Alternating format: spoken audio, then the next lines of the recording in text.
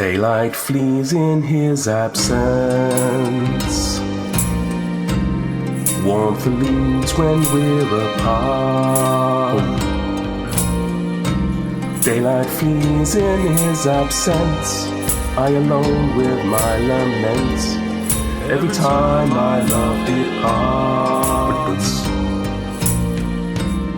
Unaware of his locale,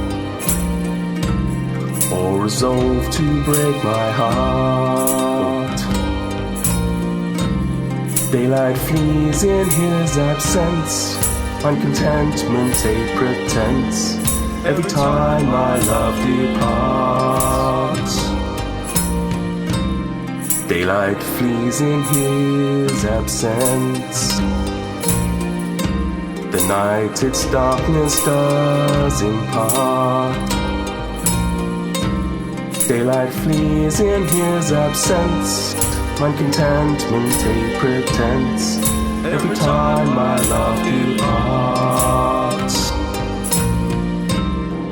Every time my love departs. Every time my love departs. We gather what we can of Quinchest things and go to fight him. Whilst unbeknownst to us, two strangers sailors drag and bite him. Follow a mysterious song. I hope we did not get it wrong.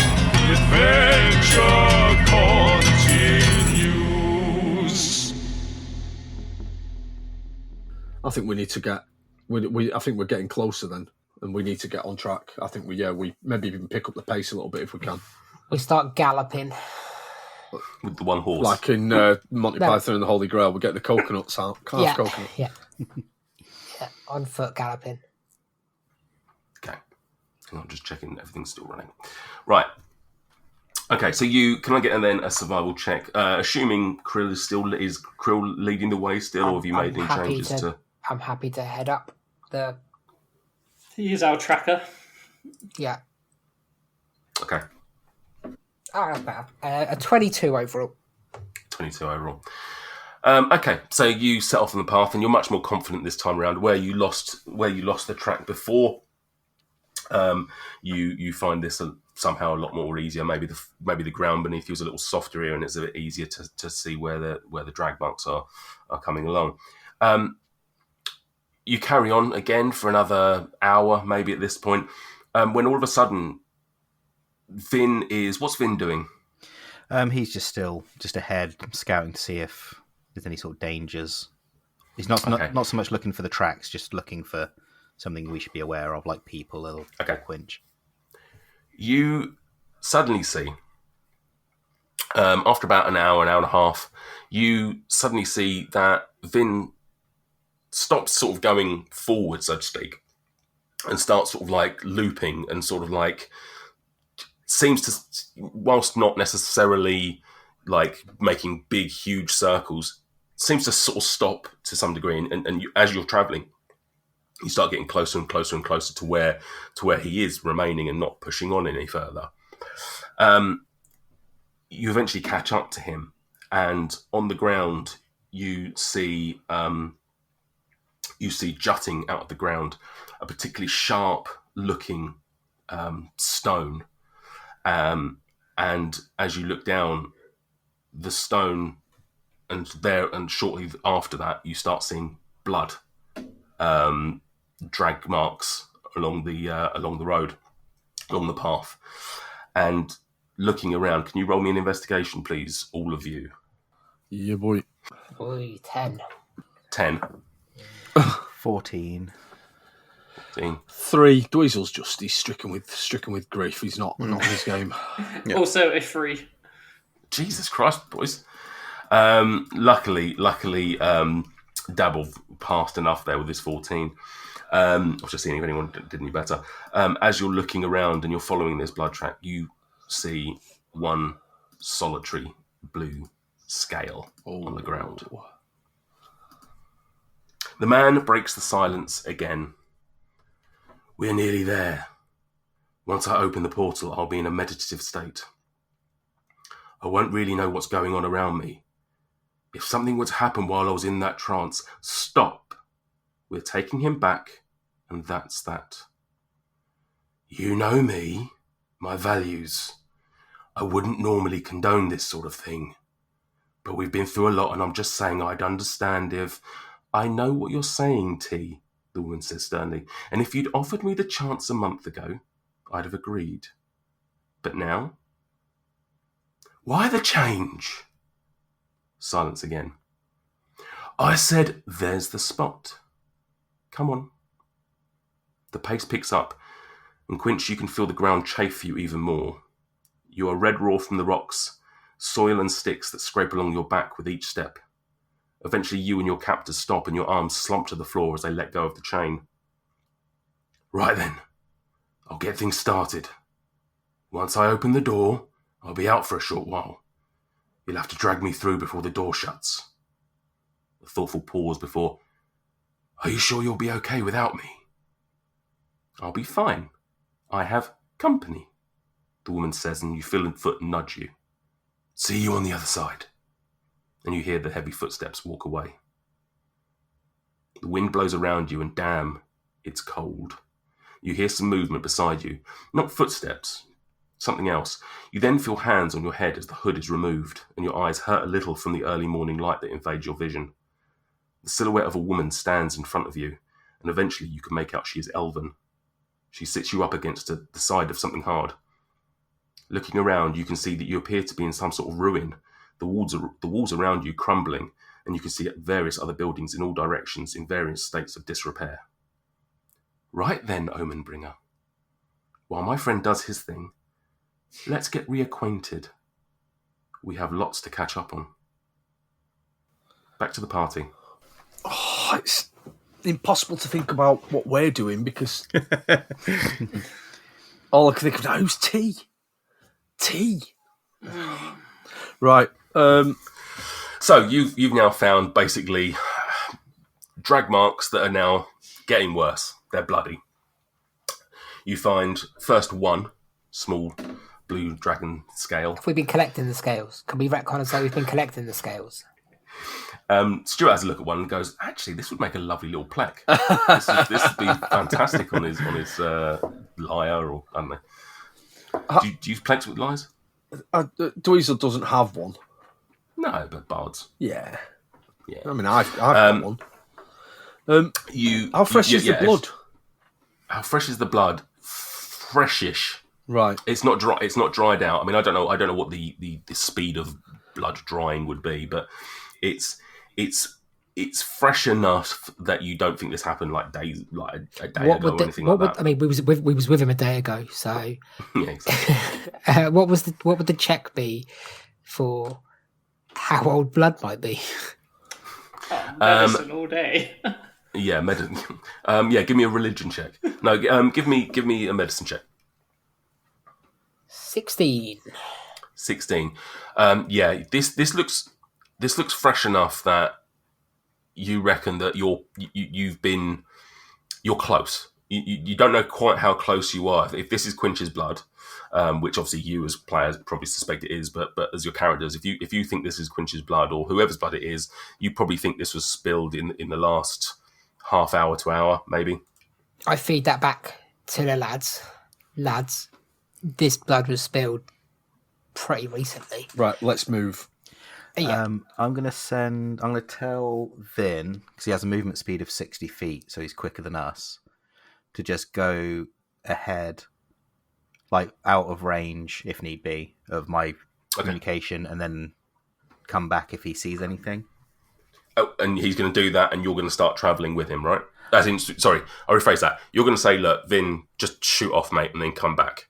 But you're not going to wait for him to come back or anything like that. You're going to sort of move up. Yeah, basically, we're going to carry on what we're doing, but I want him to go further than he has been going to try and see. So what he can see. He can go, but he can go beyond. I think he can go beyond the 100 feet, but beyond that, he just becomes a spirit that you have no connection to. You can't speak to him. I can't you can't speak to him. Anything. Basically, go ahead, see what you can see, come back when you find something, sort of thing. Okay, all right then. So but also keep out of sight. Like I want him to be a bit stealthy about it. Isn't there something that Greg can do with Smaug? That's kind of what I was looking at just now, but no, I can only still travel 50 feet, so... You can send I Smaug can send off. him up to a mile with a note on him. To a known destination. Please give our Quinch back. It's not really... We're coming. But yeah, I need to know the name of the location or What you familiar could with do- that place to do that, so I can't even do that, really. Send Okay. Smorg off with Vin. Vin can scribble a note and then send it back. I don't think owls can write. I mean, failing that... That's lucky because Krill can't read. I can... It's a shit show all round. I can piss away all my third level spells and give us all haste, and then we could just peg it there.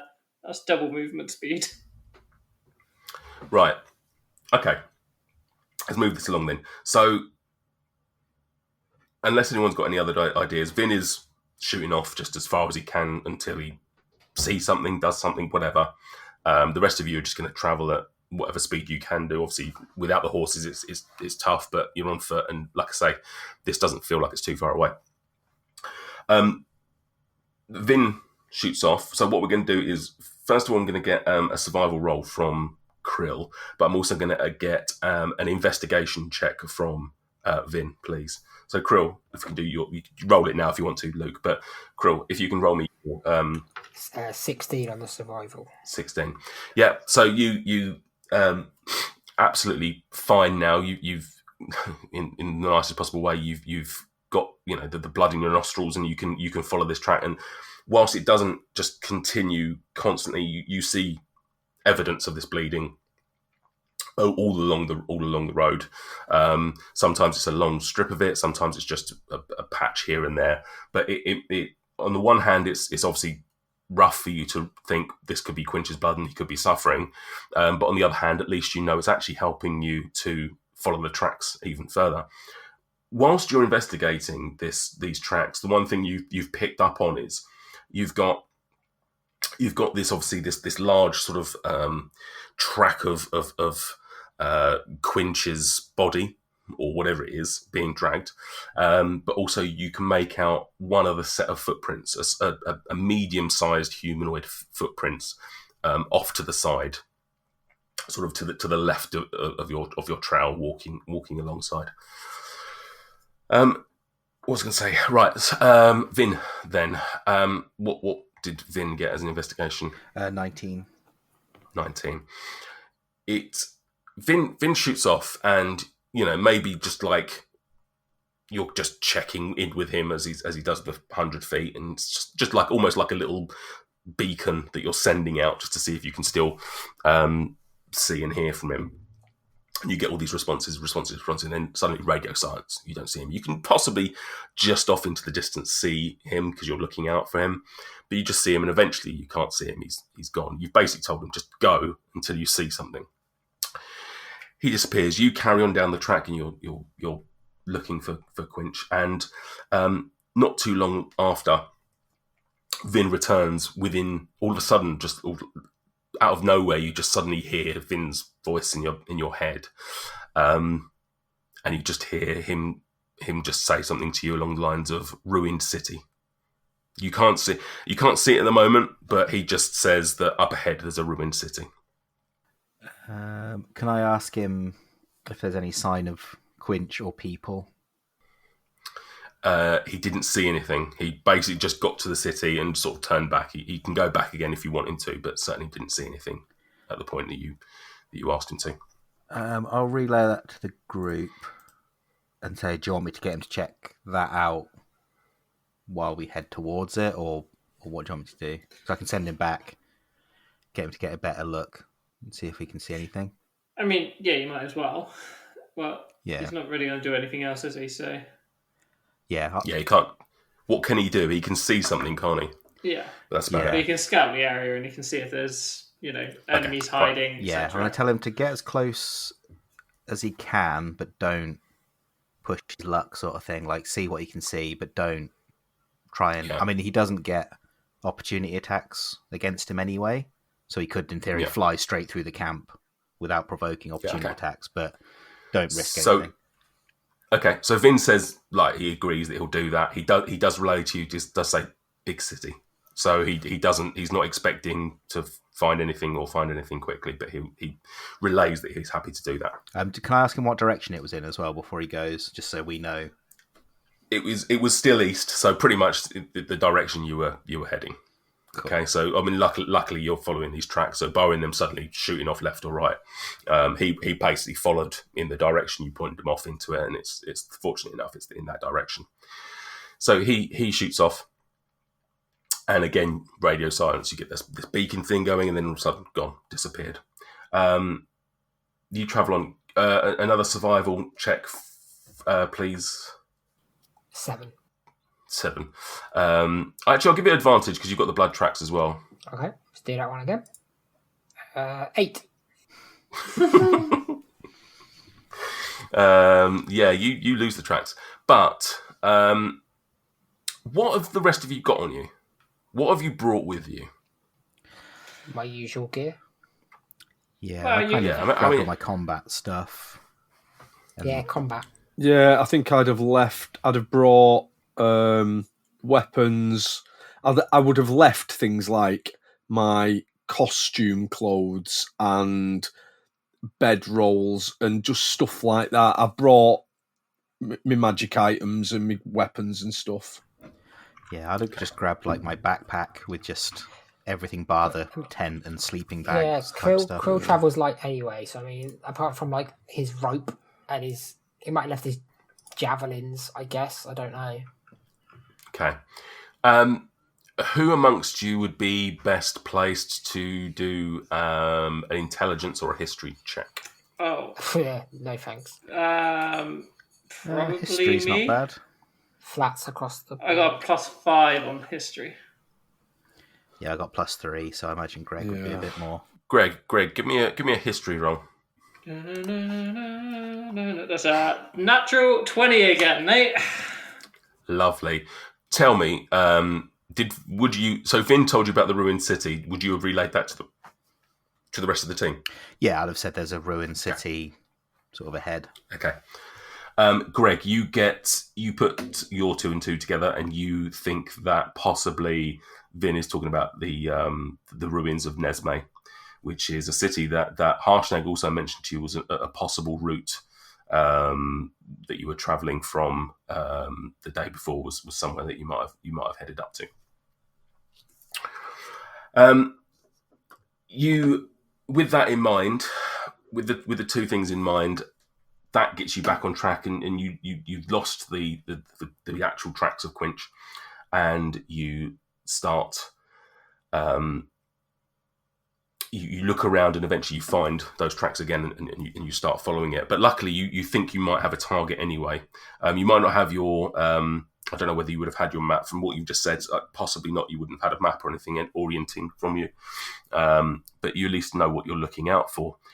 As you travel on for now a little while, a couple of hours, eventually 2 things happen. One, in the distance, you do see what appears to be the ruins of a city. A lot of decrepit buildings, things broken down, sizable. The second thing is Vin suddenly pops back in. He's been searching, looking for something. Luckily, he starts flying back and pings back onto your radar. He says he's found them, and they're in the middle of the city. He says he's found 3 people. One of them is Quinch. Right, lead the way. Let's full steam ahead. Let's just charge in. I mean, whilst we're running, obviously, we're establishing that are we going to capture them, or are we just going to slice and dice and free Quinch? See what happens. Can I say to Vin to go directly above them And just circle? A And just spiritual circle so we ship. know exactly where they are, so we can just look up at the sky and see Vin. But also, when I get within 100 feet, I can then quickly look through his eyes and get a lay of the land and see where everyone is. Just get that Provide tactical. Overwatch. Yeah, essentially. I don't know how close we are to them, but as soon as I get within 100 feet, I'll know. You reckon you're probably about half hour away from the city. It's close enough that you can see it, but not close enough that you can, that you're there by any means. Obviously, Finn had to fly back to you to get close enough. You set off at now at a pace. You've got your target. You know where you're heading. You found your friend. You've suddenly got this wave of relief that at least he seemingly is still alive, albeit he's with these strangers that you don't know anything about. This is the second time you've been told about these two bipeds that none of you recognise.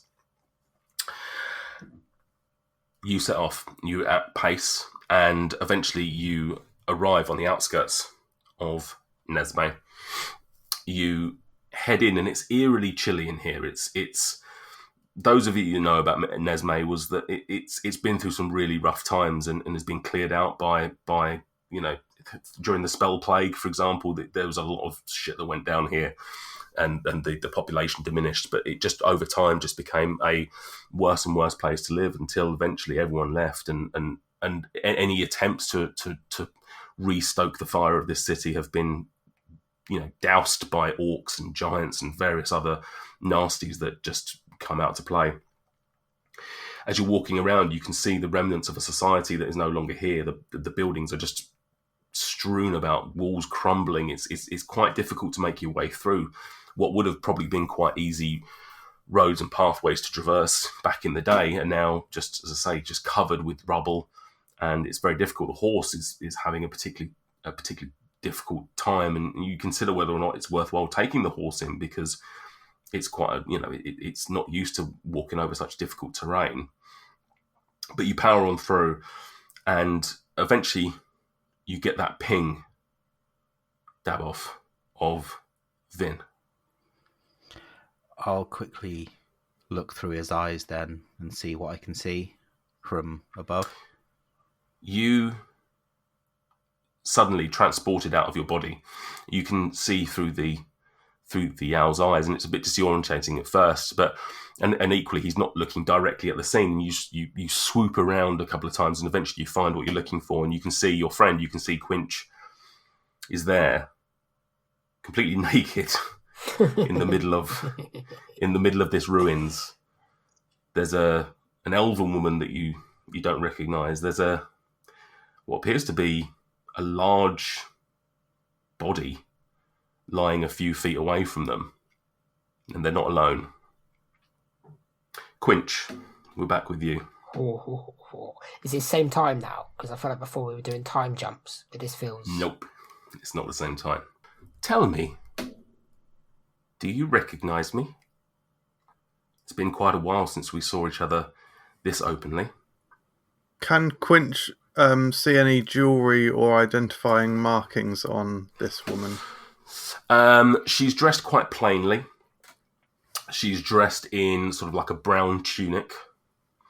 And she's there's nothing remarkable or I can't think of the word. I was going to say garish, but no, there's nothing outlandish about her in terms of jewellery or anything like that. She's quite humble looking, I think is probably the best word I would use. She's carrying a spear, and she is barefoot. You look around, as I say, you can see her, and you can also see this armoured beast person, whatever, quite a large character over, and you can't hear anything from them, but you can see that they're sort of like kneeling down, doing something. Roll me history or intelligence. History. Probably the same thing. Yeah, history. Nat one, though. Natty 1, 2. First roll of the night, absolute foul. You look at her, and just nothing. You can't even make out features of her face. You look at her, and you're looking, and you're racking your brain, and you go, Millicent?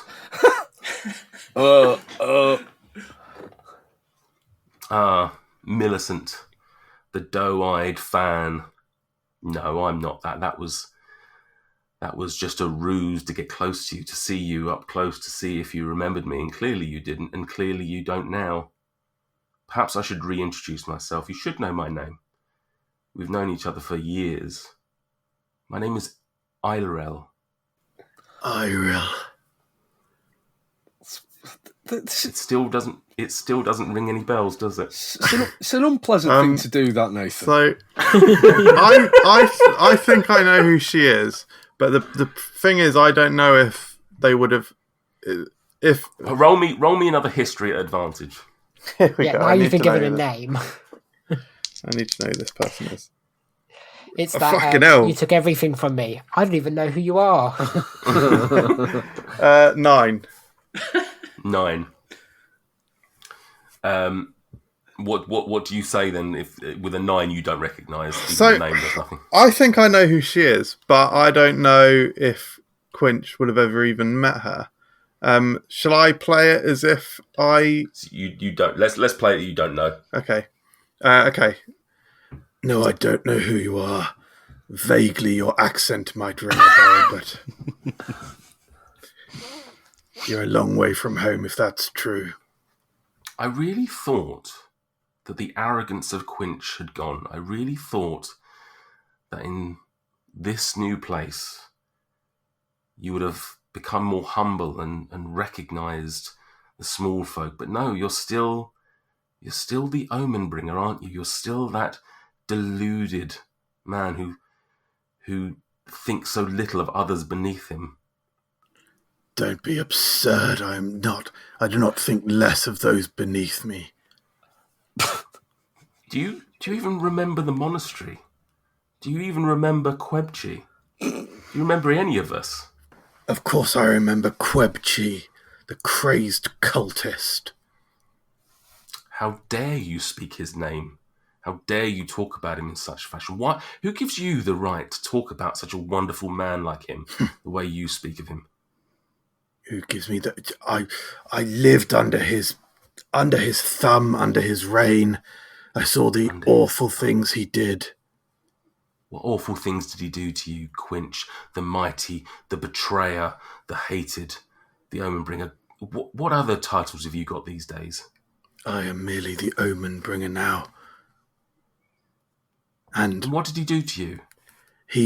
I was able to escape before he could complete any of his vile acts, but I saw what he did to others, trapped them.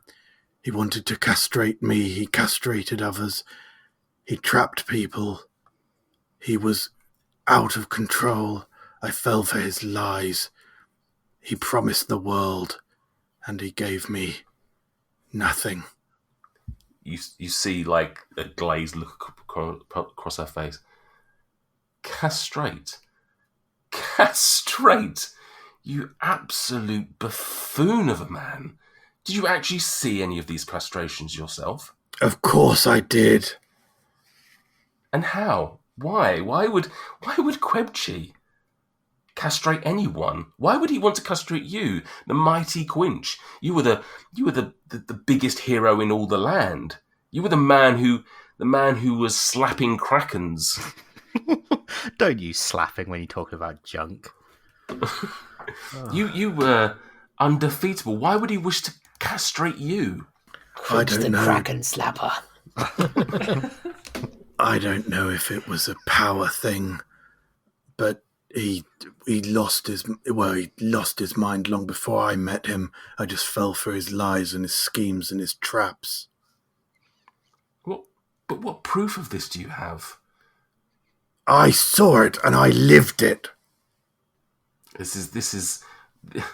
Listen, I had not been around for a while. I'd been off planet trying to save friends.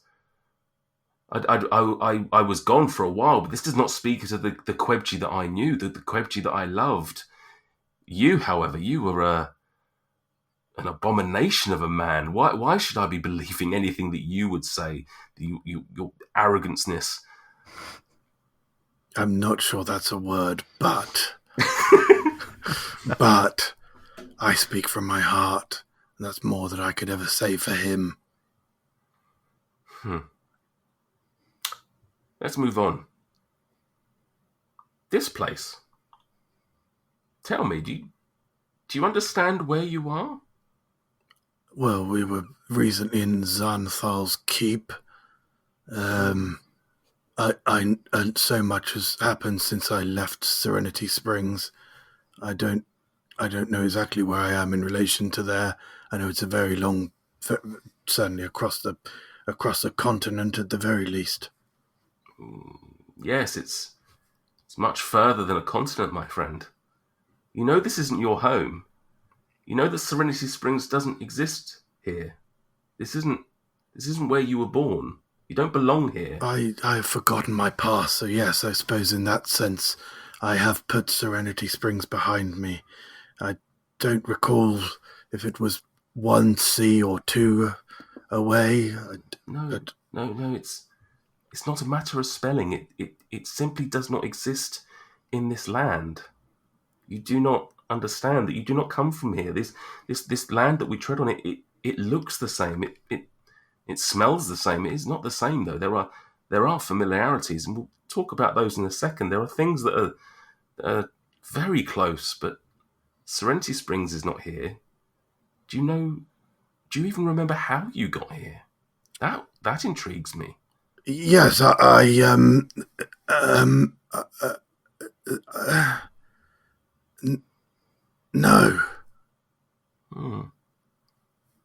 Do you remember what happened to Quinch? Do you remember what happened to the rest of them in the monastery? I do. I had to end it all. It's interesting the things that we tell ourselves. You see, I was off helping a friend of mine. His name was Baron. Myself, T, Tarhan to his friends, as well as Shant. We were all off planet. I'd left the monastery to help some friends, some new adventurers that I'd made friends with. I came back, and the entire monastery was dead. Slaughtered. Everyone was there, except you. You were the one person I couldn't find. I never liked you. You, as I said, you had an arroganceness about you. And I didn't like that. I didn't like that although you were this mighty warrior, that you were this fabled hero of our land, you were still a hero. And you weren't there, and I wondered if someone had come to kill all of us and take you away, but I don't think that's what happened now. In fact, I know it's not what happened. I investigated. I looked for you. I looked to see if I could find you, and the weirdest thing is that despite you being so famous and so heroic, no one had seen you. No one had heard from you. There were no ransom notes. There was no one suggesting that they'd killed you. I couldn't find you. At first, I just tried to put it out of my mind. I thought, well, it's just a mystery that I can't solve. But then my friends, Tarhan and the rest, they thought, they came up with an idea that perhaps I could speak to the spirit world, perhaps that I could communicate with Quinch himself and see if he had any idea of what happened to them and what happened to you. At first, I was unsuccessful. Then one night, when I wasn't even trying, Quinch came to me in a dream, and he told me what happened to them. Do you want to guess at what they told me that happened to them? I know what I did, but I did it for the good of the town, for the good of the people. You slaughtered them. This castration business that you're going on about, it was circumcision, Quinch. You seem to think that these poor innocents were having their entire manhood removed. It was purely circumcision. That's all that would have happened to you. You slaughtered good people. You slaughtered an entire monastery, all believers of No. You slaughtered an entire... I'm just going to let you guys have a little moment there. Oh no, we've got Adolf Quinchler. No.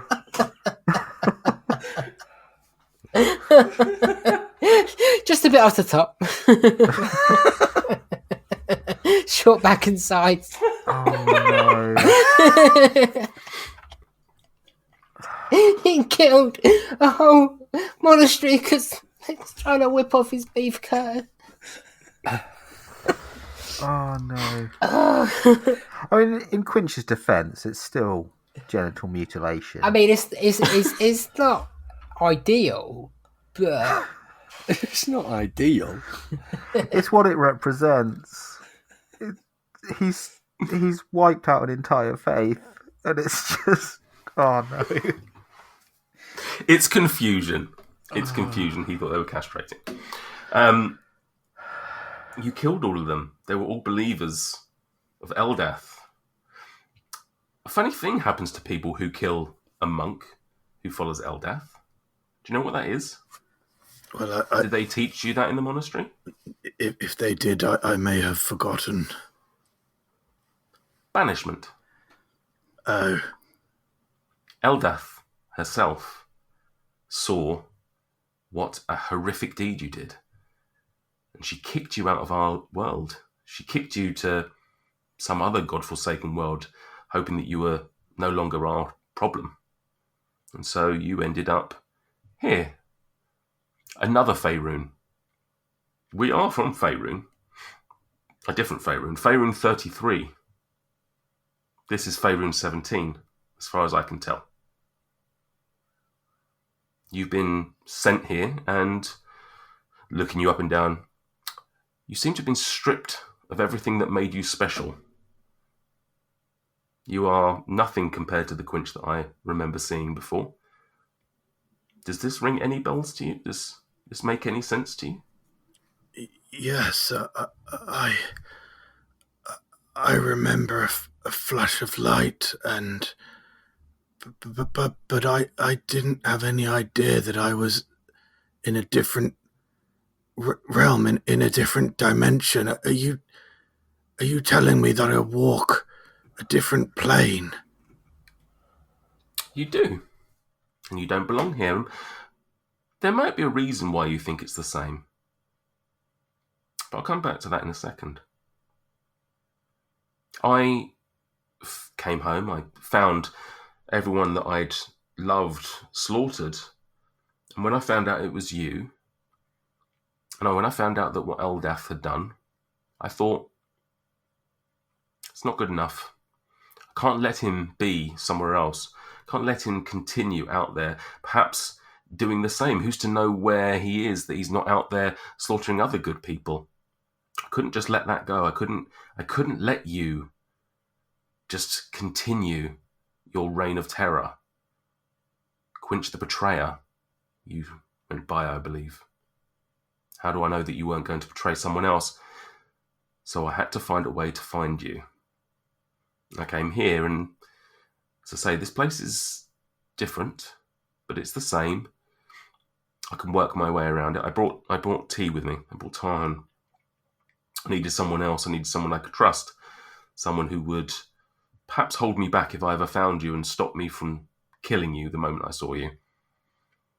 But the land is large. There's plenty of places to hide, and I didn't find you for some time. I've been here for months looking for you. Eventually I caught whiff of you in the north. Someone said that they'd met you in Nightstone. So I headed down to Nightstone, and I found many people that spoke of a blue dragonborn. Fitted the description. Fitted the name. But he had friends. One of those friends was called Dweezil. That's me. Tell me, do you remember Dweezil? What do you mean, do I remember Dweezil? I've known him for as long as I can remember. No, I mean the other Dweezil. The Dweezil from Faerun 33. Well, I've known Dweezil for most of my life, I think. It's a blur. I can't remember where one dimension ends and the next began. What about this Dweezil? What's your relationship to him? Well, I certainly remember some struggles in his life, and I feel like I've helped him get back on his path. You helped this Dweezil's get back on the path with his struggles. Yeah, I feel it. Interesting. Yes. It's interesting because you had a best friend in our Faerun called Dweezil. Difference was, though, your arrogance and your willingness to think that you could do whatever you could despite being a hero meant that you had lots of outlandish events.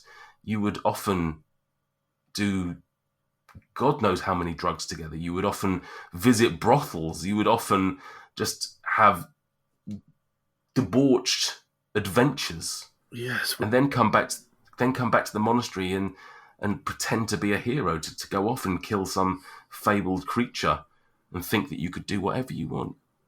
We never hid the fact that we've had always thought that the pleasures of the flesh were a very important part of life. It was one of the main pillars of disagreement I had within the monastery. Does this Dweezil share the same adventures with you, do you think? Or have you found that when you've talked about these events with Dweezil that perhaps he's been a bit reticent about agreeing with you?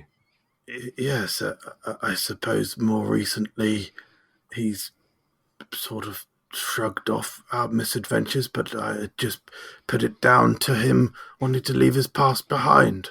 We've all matured in the last few months. Are you telling me that the many adventures and misadventures that I remember with Dweezil were never with this Dweezil? Well, I haven't seen you for the last few weeks and months, but I certainly know that the Dweezil that I remember you being with, certainly those things happened, and from the little I've observed you as a group, and I have observed you, don't doubt that. At times I think that this Dweezil was much smarter than the one I knew. He's often I thought that he'd noticed me a couple of times, but thankfully never came to anything. He seems different. Where the old Dweezil would indulge you and go off on these things. In fact, it was what ended up killing him, was your adventures with him. One day he never came back, and we never found out what happened to him, but we all had our suspicions. He never came back with you. This Dweezil seems a different breed. It's interesting that in our world you may have ended up killing a Dweezil. In this world you may have saved one. That is one difference I have noticed. It is a difference of why you're still alive right now and I haven't killed you. You've been quite a fascinating watch over these last few weeks, Quinch. Was I a bad person? You weren't a good person, Quinch. Not the Quinch I knew. But I found out where you were from Nightstone. I found where you were going. I found out that they told me that you were heading to Tribor, so we made our way to Tribor. By the time we got there, you'd already moved on. We found out that you'd been there, and we heard some stories about how heroic you and the rest of the team were. And whilst I remember you being a hero in our world, it always came with a bitterness. People didn't want to accept that you'd saved them, but saved them you did. Here, people were proud of you, proud of the things that you and the rest of your team had achieved. We moved on to Yartar. We spoke to a few people there. We found out about you. We moved on, and every step that we followed, we found out about this wonderful hero. And the rest of them, of course. But you were the one we were interested in. We found out about how great you were. A different Quinch to the one I knew. I'll be honest, I came here to kill you. But the more I learned about the Quinch in Faerun 17, the less I wanted to kill him. I still want to take you back. I still want to have some justice for what you did to the monastery, but I don't quite want to kill you in cold blood like I wanted to before. I was just going to say, they obviously didn't ask about us in Silvery Moon, or else it would have been a different, different story.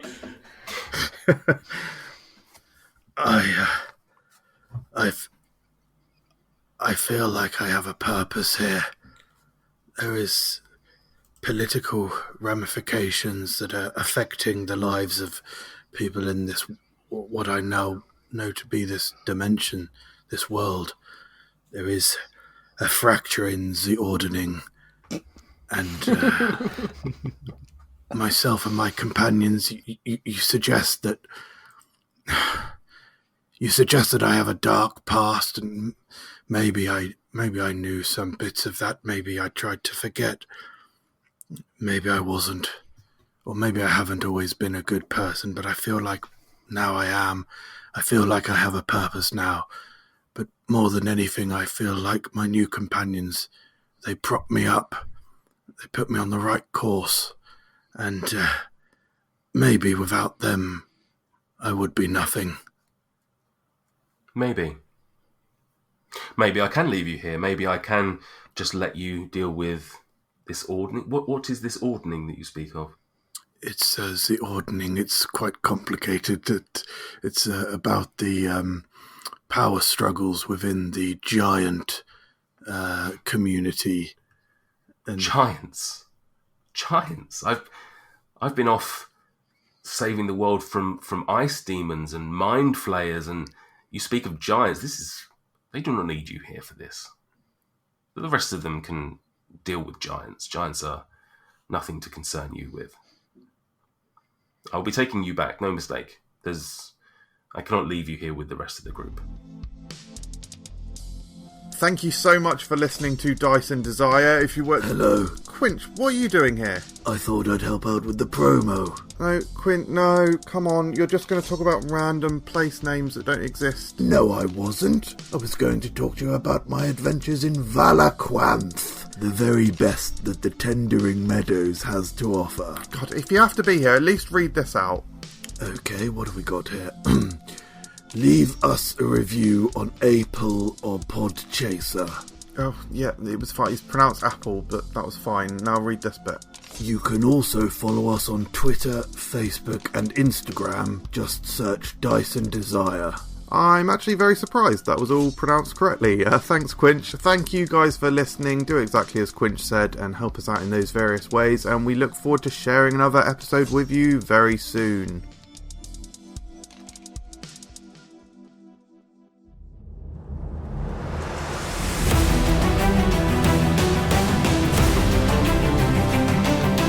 In a world besieged by darkness, torn apart by hatred, where the cruel, the wicked, and the heartless rule over all, Romancing the Dungeon is an epic tale of 4 legendary heroes who unite in the name of love, unity, and friendship to bring light and hope back into the world.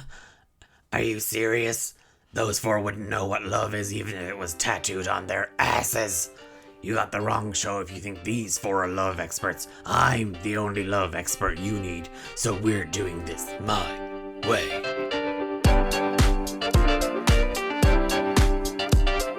If you desire romance, we got it. Ah, there's my favorite person. Morning. How you doing, Angel?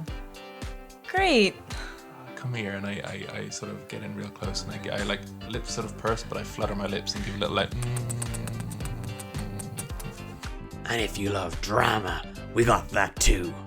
I need you to find and kill Eugenia Flatstone. I need her heart. Okay, well we haven't. I think it's been a while since we've done the heart thing. How am I supposed to get that to you? Because I don't think walking around with an old lady's heart is gonna go well for me personally. If action is your passion, well, there's plenty of that as well. For my bonus action, I'm going to use Blessing of the Raven Queen to go behind the other guy. Okay. And basically come up behind him with a dagger to his neck to get him to stop. God damn. What the fuck happened to you in the woods? Join Thane, Thea, Nate, and Hephaestus as they put their hearts and my reputation on the line in a race to rescue an eccentric bride from the clutches of evil, battle against the insatiable forces of darkness, and try not to die along the way, I suppose. I start taking my clothes off. Okay. And I take a blanket from the bed, and I wrap it around me, and I start following the steps, and I go, I'm a greasy little peanut. I'm a greasy little peanut. I'm a greasy little peanut. Oh, for the love of... I don't even know why I bother. Romancing the Dungeon, a softcore D&D podcast about 4 heroes on a quest for true love and discovering what that really means for them. Available wherever good podcasts are found. Good podcasts? Well, that's blatant false advertising.